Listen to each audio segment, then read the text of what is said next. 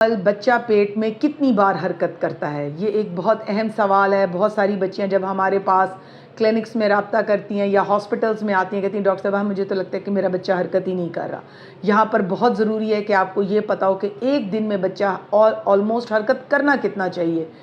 جو ہم ڈاکٹرز ہیں، عام طور پہ اگر بچہ 8 سے 10 ٹائم پورے دن میں حرکت کر رہا ہے تو ہم اس کو نارمل کاؤنٹ کرتے ہیں۔ آپ اگر دن میں مصروف ہیں، بزی ہیں، ہو سکتا ہے آپ سے کاؤنٹنگ اس کی غلط ہو جائے، تو 3 ٹائم ایسے ہیں جس میں آپ ایزیلی اپنے بچے کی حرکت کو محسوس کر سکتے ہیں۔ ناشتے کے بعد محسوس کریں، لیٹ جائیں کہ کیا بچہ کتنی بار حرکت کر رہا ہے۔ اگر 2 سے 3 بار کر رہا ہے اٹس نارمل۔